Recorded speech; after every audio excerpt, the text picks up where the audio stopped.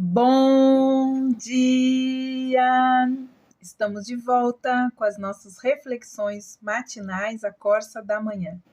Estamos refletindo a respeito do livro de Tiago, a sabedoria, os provérbios da sabedoria do Novo Testamento. E ontem nós falamos a respeito de como nós podemos alcançar a sabedoria. O primeiro item que nós falamos ontem é: quem tem falta de sabedoria, ore a Deus, peça a Deus que Ele dá deliberadamente. Mas existem outras formas de nós também encontrarmos a sabedoria. A outra maneira, as próprias escrituras, elas nos mostram, né? Elas nos apresentam. No Salmo 119, 100, o salmista, né, que era sábio não por causa da sua idade avançada, mas porque ele guardava os preceitos, ou seja, guardava a palavra de Deus. Então, a sabedoria não vem também ela vem também, como nós vimos, pelo estudar e guardar os ensinos de Deus. Isso não quer dizer que simplesmente ler a palavra de Deus vai tornar você um hakan ou um sábio. Tem um escritor muito famoso deste século, A.W. Tozer, que ele fala algo muito importante. Muito nos fala de pessoas que são ensinadas pela palavra, mas muitas vezes não são ensinadas pelo Espírito Santo.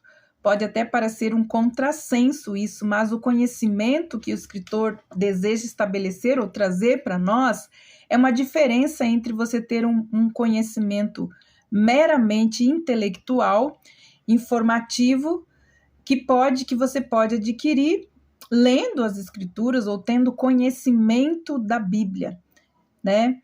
Mas uma coisa importante que a gente precisa entender, que é o Espírito Santo de Deus que nos ensina. É Ele que realmente transmite a vida que há na palavra.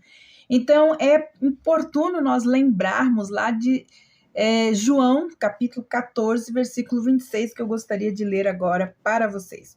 Então, à luz de João 14, 26, diz assim a palavra de Deus.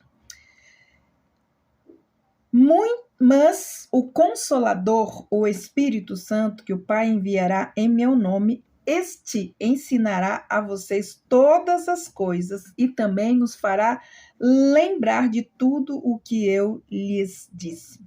Então, olha só, o Espírito Santo é o agente que nos ensinará todas as coisas. Então, o Espírito Santo é que ensina a palavra a nós, os cristãos. Então, mas é necessário, para que isso aconteça, nós lermos com fome, com desejo de aplicarmos à vida aquilo que foi lido e, principalmente, nós fazermos as correções. Então, isso é muito importante a gente entender. Não basta apenas ler a palavra de Deus, nós precisamos ser ensinados, instruídos pelo Espírito Santo. Por isso precisamos orar a Deus para que abra os nossos ouvidos espirituais, para que abra os nossos olhos e dê entendimento ao nosso coração a respeito daquilo que a própria palavra de Deus está nos ensinando por meio do Espírito Santo, né? Então foi ele que inspirou esta palavra aos homens, e é ele que também traz a revelação para nós. Mas a palavra de Deus fala que nós devemos, então, buscar o conhecimento da palavra, né, ouvindo a instrução do Espírito Santo e aplicando na nossa vida, porque sabedoria vem do aplicar. Mas ele fala um item muito importante, né, Tiago, capítulo 1, versículo 6, com fé, não duvidando. Não basta apenas nós lermos a palavra, não basta apenas nós sermos instruídos pelo Espírito Santo. Nós precisamos ter fé para isso. Então, a verdadeira oração, ela exige fé sem vacilação.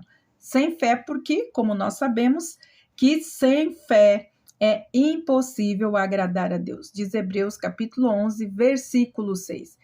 Então, é um conselho de Deus. Um conselho de Deus que os seus filhos aceitem as suas recomendações, as recomendações vindas por meio do Espírito Santo de Deus, em nada duvidando. Estando Pedro ainda, como nós vemos lá em Atos 10, 19 e 20, assim, estando Pedro ainda a meditar sobre a visão, o Espírito lhe disse: eis que 2 homens te procurarão. Levanta-te, pois, e desce e vai com eles, nada duvidando, porque foi eu que os enviei. Então, não basta só ouvir a voz do Espírito Santo. Nós precisamos não duvidar que é Ele que está nos ensinando ou nos instruindo ou nos guiando a alguma coisa. Então, o próprio Senhor fala para Pedro, não duvidando. Quero que saiba que fui eu que o enviei. Então, o homem que duvida, diz, Tiago, é como uma onda do mar, que é agitado de um lado para o outro, nunca encontrando um paradeiro.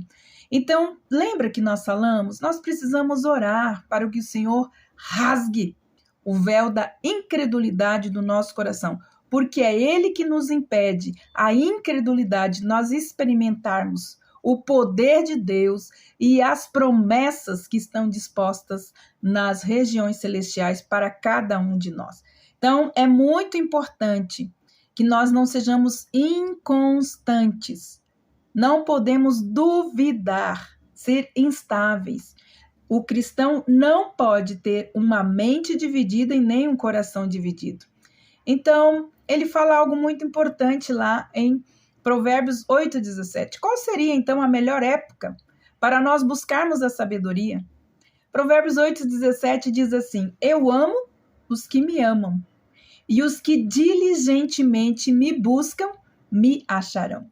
Então, olha só, falando da sabedoria, nós temos que amar a sabedoria e nós devemos não desistir de forma alguma de buscar a sabedoria. Porque aquele que ama a sabedoria e que busca com diligência, não desistindo, eu quero ser um homem e uma mulher sábia, eles me buscarão e me acharão. Uma outra versão diz assim: e os que de madrugada me buscam me acharão. Olha só, você pode buscar a sabedoria pela madrugada. Olha só, e vocês me encontrarão. Exortando, então, aos ouvintes a orarem de madrugada. Certo pregador uma vez utilizou, então, um versículo para justificar uma tese, segundo o qual Deus amava os madrugadores na oração. Segundo ele, Deus amava os que amava e se dava a conhecer aqueles que o buscavam em oração de madrugada. A explicação foge um pouco do sentido do texto ou do próprio contexto bíblico. Afinal, Deus ama até mesmo quem o odeia. Deus amou o mundo de tal maneira que deu seu Filho único para que todo aquele que nele crê não pereça, mas tenha a vida eterna. Eu sempre falo, esse amou cobrindo o nosso passado, amou cobrindo o nosso presente e amou cobrindo o nosso futuro. Mesmo que as pessoas decidam viver a eternidade longe de Deus, no inferno, mesmo assim, o amor de Deus não se ausenta.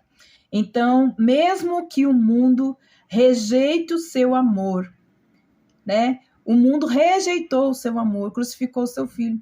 Então, é muito importante a gente entender, é muito precipitado ficar declarando que para encontrar Deus é necessário orar de madrugada.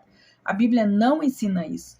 Não é isso que esta passagem está nos ensinando. No contexto, não é Deus quem está falando, é a própria sabedoria. Diz, a vós homens clamo, e a minha voz se dirige aos filhos dos homens, e eu, a sabedoria, habito com o prudente. Possuo o conhecimento e a descrição. A sabedoria, ela sim ama a quem a ama, e se dá a conhecer a quem a procura. Quem a desejar, encontrá-la. E os que procuram de madrugada, ou seja, cedo na sua vida, o acharão. Então, é muito importante a gente entender como que nós podemos, então, encontrar a sabedoria. Buscá-la, amá-la, buscar com diligência. Provérbios 8, nós temos esse elogio à sabedoria. Ela é personificada, né? Como se fosse uma pessoa. E, na verdade, ela é uma pessoa. Jesus se tornou a sabedoria de Deus para nós. Então, hoje, nós sabemos que essa sabedoria que esses homens buscavam, ela tem um nome. E ela se chama Jesus. Então, é muito importante nós entendermos sobre os negócios que nós precisamos entender, sobre qualquer negócio na terra, qualquer exortação que exista, ele sempre tem que ser feito. Qualquer preocupação que nós temos, nós precisamos buscar. Qualquer decisão que nós tenhamos, nós temos que buscar a sabedoria de Deus. Não nos preocuparmos, né? Mas nós precisamos, então, buscar a sabedoria de Deus. O propósito de Deus, né, é que todos que amam e buscam a sabedoria, que ouçam o seu chamado, que busquem conhecê-la e definam suas vidas por olhar a sua vida do ponto de vista de Deus. Existe, então, para nós, na palavra de Deus, um chamado, que nós sejamos sábios. E nós precisamos entender isso. Essa é a razão porque nós devemos orar por ela e porque nós devemos ler a palavra de Deus, ouvir a instrução do Espírito Santo e seguir. Esta é a porção de hoje falando a respeito da sabedoria. Amanhã nós vamos falar mais um pouco de como os homens podem então ser sábios do ponto de vista de Deus. Que Deus abençoe você e até amanhã com as nossas reflexões matinais, a Corsa da Manhã.